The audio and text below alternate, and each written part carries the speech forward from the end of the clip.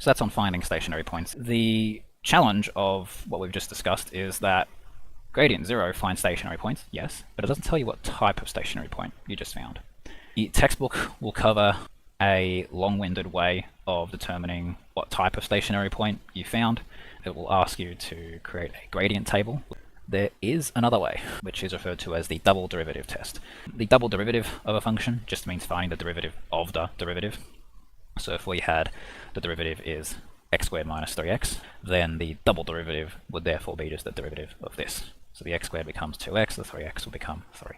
Then all you do is, so long as you already have your stationary point, which you will in either case, you just take the x-coordinate of that stationary point, shove it in there.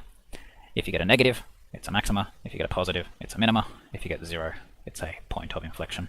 If we have an example here, the reason why this is marginally faster is because when you do double derivative, like each derivative that you do steps down the complexity of the function that you're subbing into rather rapidly.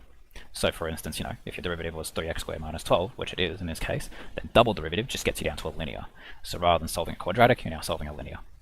You imagine starting at a cubic, going down to a quadratic, it would be a massive time save. So we have our double derivative. What are we doing with it? Well, we have our stationary points, which we found earlier. We're just going to shove in those x coordinates and evaluate what comes out. This is a positive number, this is a negative number. F dash dash of 2 was a positive number, it's 12. So if we look at what we say when it's positive, so greater than 0, that means that we must have had a local minimum. Awesome. So that means that point is a minimum. This one, if we look at what it evaluated to, was a negative. Using our lookup table, that therefore means maximum. And sure enough, if we look at what both of those were, negative 2 we said was maxima, bang. Positive 2 we said was minima, minima.